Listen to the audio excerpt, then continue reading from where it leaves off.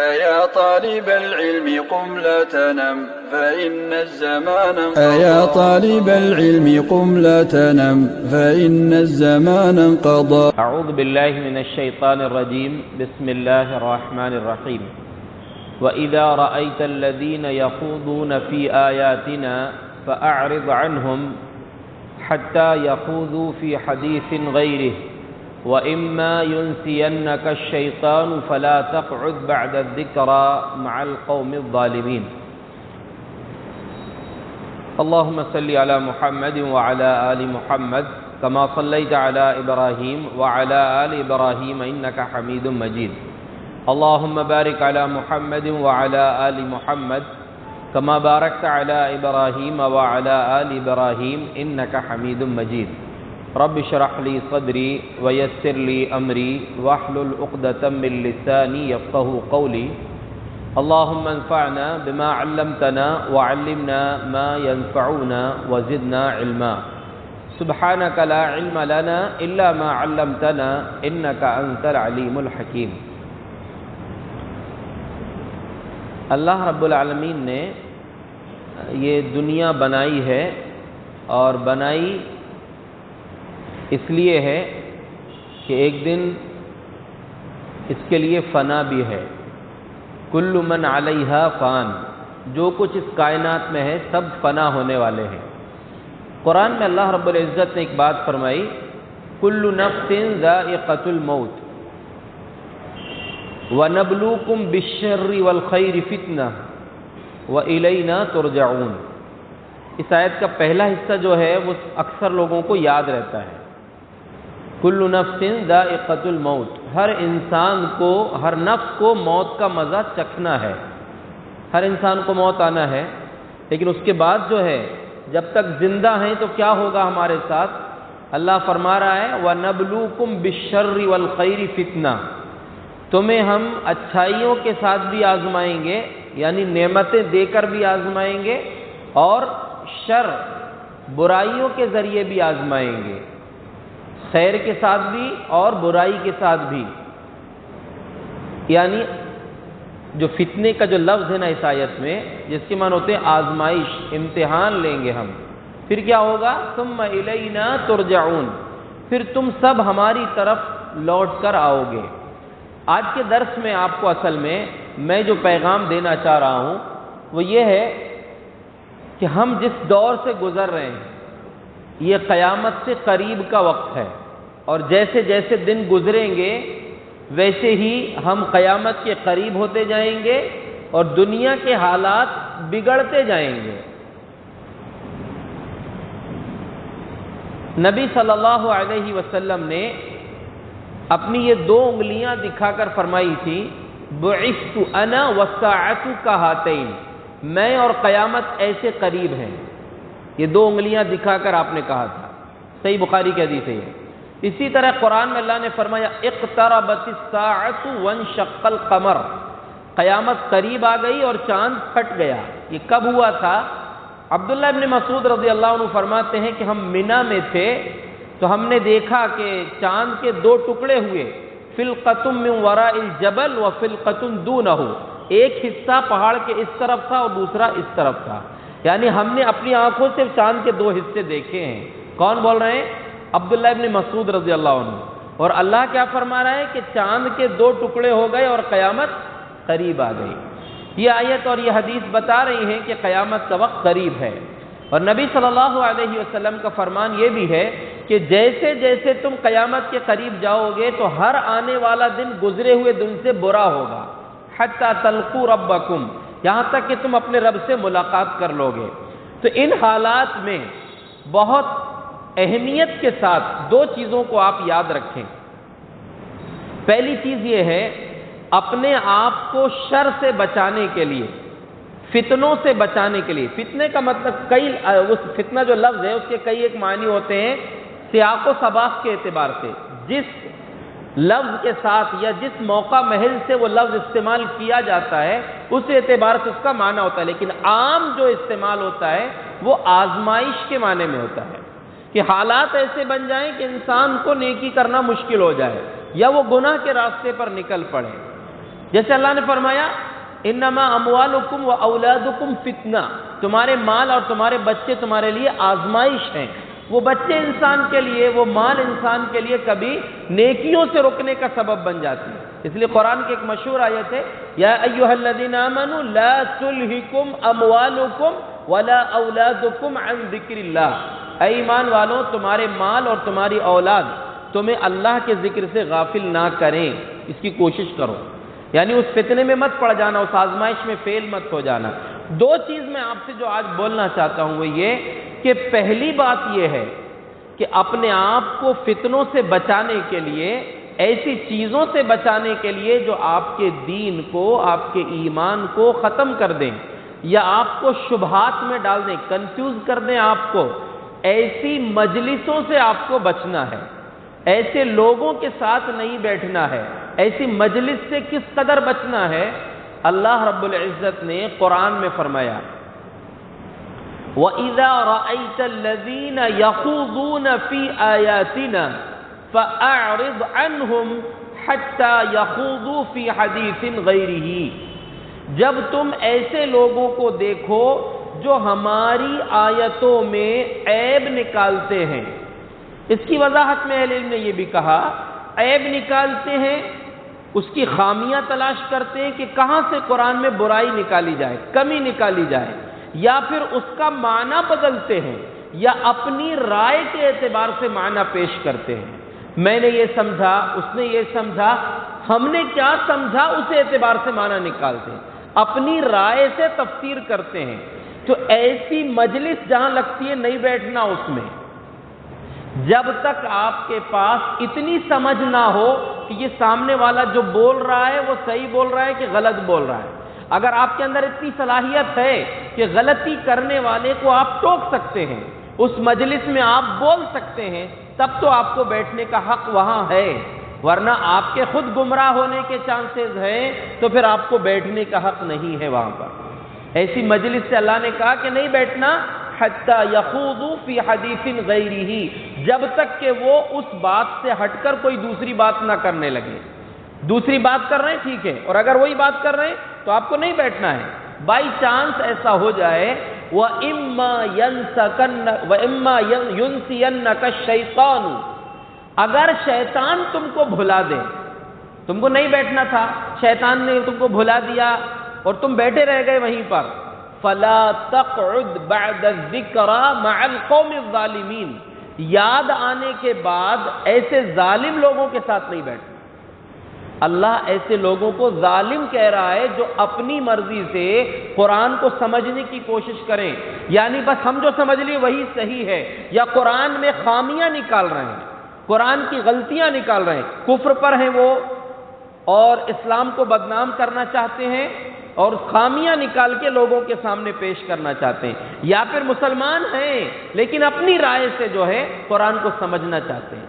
یاد رکھیے امام بخاری رحمۃ اللہ علیہ کے ایک عظیم استاد امام ابن عون رحمۃ اللہ علیہ کی ایک بڑی مشہور بات ہے جس کو امام بخاری رحمۃ اللہ علیہ نے اپنی کتاب صحیح بخاری میں ذکر کیا ہے۔ وہ کہتے ہیں ثلاث احبہن لی ولاخوانی، تین چیزیں ایسی ہیں جو مجھے اپنے لیے بھی اور اپنے بھائیوں کے لیے بھی پسند ہیں۔ پہلی چیز ان یتفہموا القرآن ویسألوا عنہ، قرآن کو سمجھیں، سمجھنے سے منع نہیں کیا جا سکتا، کیونکہ قرآن کے بارے میں خود قرآن کہتا ہے، اللہ فرماتا ہے وَلَقَدْ يَسَّرْنَا الْقُرْآنَ لِلذِّكْرِ فَهَلْ مِن مُدَّكِرٍ، ہم نے قرآن کو نصیحت کے لیے، سمجھنے کے لیے آسان کیا ہے کوئی سمجھنے والا؟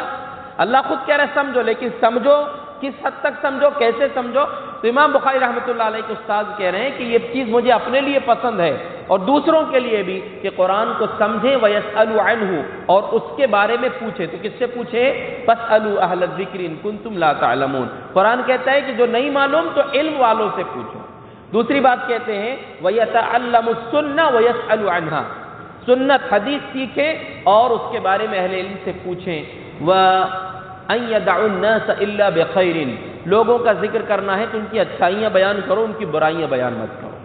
تو غور کرنے کی بات یہ ہے کہ اللہ نے قرآن میں یہ کہا ہے کہ ایسی مجلس میں نہیں بیٹھنا جہاں قرآن کی برائیاں نکالی جا رہی ہیں یا قرآن کو اپنے حساب سے لوگ سمجھنے کی کوشش کریں۔ یہ کیوں بول رہا ہوں میں؟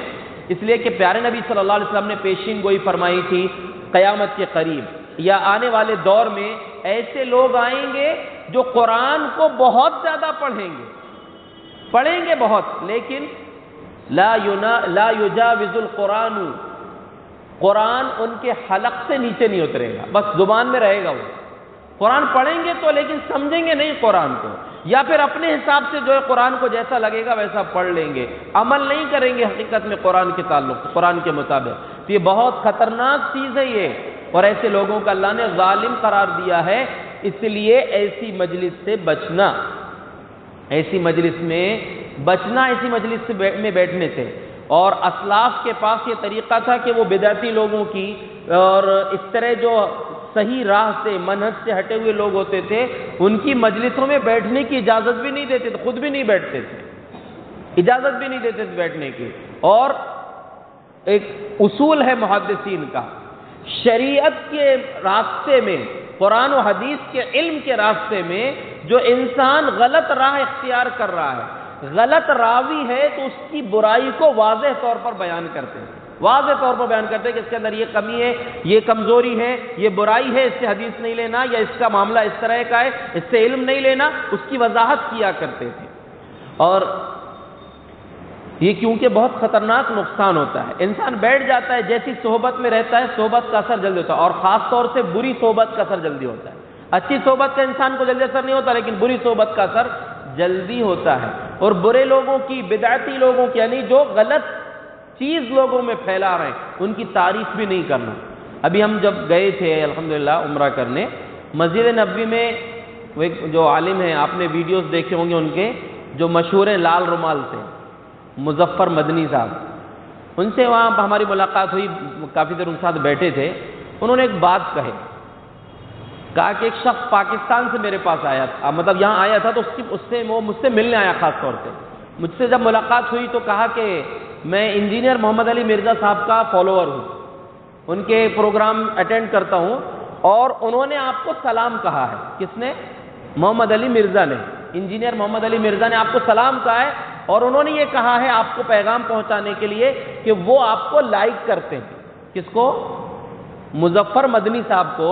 کہا کہ محمد علی مرزا صاحب نے یہ پیغام بھیجا ہے کہ میں آپ سے یہ کہہ دوں کہ وہ محمد علی مرزا آپ کو بہت لائک کرتے ہیں. تو انہوں نے کیا کہا؟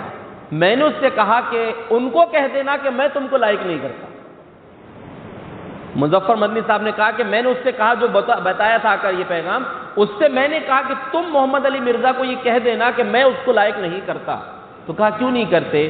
کہا وہ ایک نیا جو ہے مذہب بنا رہا، نیا مسلک بنا رہا، ہٹ کے کوئی دکان لگانا چاہتا ہے. کبھی اہل حدیث کو تعریف کرتا ہے، کبھی برا کہتا ہے، کبھی شیعہ کی تعریف کرتا ہے، کبھی فلاں کی تعریف کرتا ہے. اسی لیے کہا کہ میں اس کو لائق نہیں کرتا، یہ بتا دینا. اور یہی اسلاف کا طریقہ ہے. جیسے درس کی شروعات ہوئی تھی اپنے، اور ہم نے ایک حدیث سنایا تھا آپ کو، حدیث جبریل. عبداللہ بن عمر رضی اللہ عنہ کے پاس جو لوگ آئے تھے، انہوں نے کہا تھا کہ معبد الجہنی، اس کے تعلق سے کہا تھا، اس کی تقدیر نے کا انکار کیا تھا اس نے، تو اس کا تذکرہ کہا تو کہا اس کو بتا دینا میں اس سے بری ہوں. اس کو جا کر بول دینا معبد الجہنی کو. یہ کس نے کہا تھا؟ عبداللہ بن عمر رضی اللہ عنہ نے، کہ میں اس سے بری ہوں، میرا اس سے کوئی تعلق نہیں. تو یہ بات جو ہے ہم کو یاد رکھنا چاہیے. ہم یہ نہ سوچیں کہ اس کو برا لگے گا، اس کو برا لگے گا، نہیں. حقیقت جو ہے وہ صحیح معنوں میں واضح ہونا چاہیے. محدثین کا حکم ہے. امام ابن سیرین رحمۃ اللہ نے بڑی پیاری بات کہی ہے، ان ھذا العلم دین فانظروا امن تاخذون دینکم. یاد رکھو یہ علم جو ہے تمہارے لیے دین ہے، اچھے سے دیکھ لو کہ دین کس سے حاصل کر رہے ہو. سب سے نہیں حاصل کیا جا سکتا. صحیح منہج جس کا ہے، صحیح طریقہ جو ہے اس سے علم حاصل کرنا. لوگوں کو یہ چیز بری لگتی ہے، لیکن یاد رکھیں کہ صحیح منہج جو ہے ایک برانڈ ہے. دنیاوی اعتبار سے کچھ بھی لینا ہے تو برانڈیڈ آئٹم دیکھیں گے. دین میں سب چل جائے گا، کس کی بھی سن لو، کسی کے پاس بھی چلے جاؤ، نہیں. بلکہ اس میں بھی آپ کو صحیح چیز دیکھنا پڑے گا. صحیح چیز کیا ہے؟ تو پہلی چیز یہ ہے کہ صحیح لوگوں کی مجلس میں بیٹھنا، غلط مجلس سے اپنے آپ کو بچانا، اس کا حکم اللہ نے خاص طور سے دیا ہے. دوسری بات اس دور کے اعتبار سے آپ کو یہ بتانا چاہ رہا ہوں کہ ہم ان فتنوں کے دور میں جیسے جیسے آگے بڑھیں گے تو فتنے اور بڑھیں گے، آزمائشیں آئیں گی. یعنی فتنہ کا مطلب یہ ہے کہ ایسی رکاوٹیں آئیں گی کہ نیکی کرنا مشکل ہوگا انسان کو. اس لیے نبی صلی اللہ علیہ وسلم کے فرامین کی روشنی میں ایک بات میں آپ سے کہہ رہا ہوں، جس قدر ہو سکے اور جتنے جلدی ہو سکے نیکی کرو. پہلی چیز یہ ہے غلط مجلسوں میں مت بیٹھو، صحیح مجلسوں میں بیٹھو، اور دوسری چیز یہ ہے کہ جس قدر ہو سکے زیادہ سے زیادہ اور جتنے جلدی ہو سکے نیکی کرو، اور اچھے طریقے سے صحیح طریقے سے نیکی کرنے کی کوشش کرو۔ کیوں کرو؟ نبی صلی اللہ علیہ وسلم نے فرمایا بادروا بالاعمال فتنا کقطع اللیل المظلم، فتنوں کے آنے سے پہلے نیک اعمال میں جلدی کرو۔ کیسے فتنے؟ تاریک رات کے ٹکڑوں کی طرح۔ رات میں انسان کو راستہ چلنا مشکل ہوتا ہے، اس کے لیے روشنی ضروری ہے، اندھیرے میں انسان کو راستہ چلنا مشکل ہوتا ہے، ایسی جب فتنوں کے اندھیرے بڑھیں گے تو نیکیوں کے راستے پر چلنا انسان کو مشکل ہوگا۔ جتنا ہو سکتا ہے نیکی کریں، اور جتنے جلدی، یہ جلدی والی بات میں اس لیے بول رہا ہوں، الحمدللہ یہ دوسری مرتبہ اللہ نے عمرہ کرنے کا موقع دیا۔ بتانا کیا ہے مقصد اس میں؟ اصل یہ ہے کہ انسان کو جیسے نیکی کا موقع مل رہا ہے اس کو کرنا چاہیے، کیونکہ اگلی بار وہ موقع ملے گا کہ نہیں آپ کو نہیں معلوم۔ جیسے پچھلی مرتبہ 2017 میں جب ہم گئے تھے تو خانہ کعبہ کا جو آس پاس کا حصہ مطاف جس کو بولتے ہیں، یعنی جو خانہ کعبہ کی جو اصل عمارت ہے اس کے آس پاس کا حصہ، وہاں پر سب کو جانے کی پرمیشن ملتی تھی، سب جا سکتے تھے۔ لیکن اب جو ہے صرف احرام والے جو ہیں وہ صرف مطاف میں جا سکتے ہیں، وہ اس کے علاوہ سادے لباس میں وہاں پر نہیں جا سکتے۔ تو نقصان کیا ہوا اس کا؟ یعنی نقصان ایک اعتبار سے آپ کو بتا رہا ہوں، نقصان وہ تو اللہ رب العالمین نیت کے اعتبار سے بدلہ آپ کو دے گا انشاءاللہ، لیکن مطاف کے قریب جائیں گے تو آپ حجر اسود کا بوسہ لے سکتے ہیں، یہ موقع آپ کو ملتا۔ لیکن اب جو ہے احرام کی حالت میں چادریں لگی رہتی ہیں، اس کے علاوہ اندر کوئی کپڑا نہیں ہوتا۔ کچھ لوگ اسی حالت میں جاتے ہیں تو کبھی چادر نکل جاتی ہے تو بغیر کپڑے کے گھوم رہے ہیں، نیچے کی چادر نکل گئی تو اندر انڈرویئر نہیں رہتی، مسئلہ بن جائے گا، مشکل میں پڑ جائیں گے۔ اور حجر اسود کا بوسہ لینا یہ بھی ایک نیکی ہے، اور نیکی کیسی ہے؟ وہ ایسی نیکی ہے کہ ایک وقت میں پوری دنیا میں ایک ہی انسان کر سکتا ہے۔ حجر اسود کا بوسہ ہی کوئی چھوٹی موٹی بات نہیں ہے، ایک وقت میں پوری دنیا میں ایک ہی انسان کر سکتا ہے وہ کام، وہیں پر ہے وہ صرف حجر اسود، لیکن اس کا موقع اب نہیں ملتا جلدی۔ اب آپ کو باقی طواف کرنا ہے تو اوپر دوسرے تیسرے فلور میں کرنا پڑے گا، تو وہاں پر طواف کریں گے جب خانہ کعبہ کے آس پاس تو 15-20 منٹ میں ایک طواف آپ کا ہو جاتا ہے، لیکن اوپر کریں گے تو سوا گھنٹہ 1.5 گھنٹہ لگ جائے گا ایک طواف کرنے میں۔ تو بتانا مقصود یہ ہے کہ اس وقت اور آج وقت سے فرق یہ ہو گیا کہ آپ کو بار بار وہاں جانے کا نیچے موقع نہیں ملے گا۔ خانہ کعبہ کے دروازے اور حجر اسود کے بیچ کی جگہ ملتزم، جہاں چپک کر دعا کی جاتی ہے، وہ جلدی موقع آپ کو نہیں ملے گا، بھیڑ میں مشکل ہوگا۔ ایسے اور بھی چیز جو بھی راستہ آپ دیکھیں نیکیوں کے معاملے میں، آپ کو جو ہے حالات بدلتے ہیں تو نیکی کرنا مشکل ہوتا ہے، اس لیے جس قدر ہو سکے نیکی کیجئے، اور نیکی کرنے میں اکیلے مت رہیے، وتھ فیملی کیجئے۔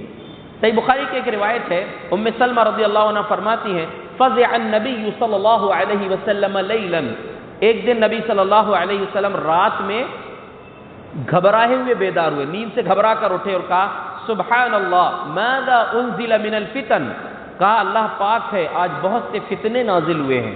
پھر آپ نے اس کے بعد جو جملہ کہا وہ آپ کو بتانا مقصود ہے، کہا من یوقظ صواحب الحجرات کی یصلینا فرب کاسیۃ فی الدنیا عاریۃ فی الآخرہ، کوئی ہے جو حجرے والیوں کو اٹھا دے تاکہ وہ نماز پڑھ لیں، بہت سی عورتیں دنیا میں کپڑے پہننے والی قیامت کے دن بغیر کپڑوں کی رہیں گی۔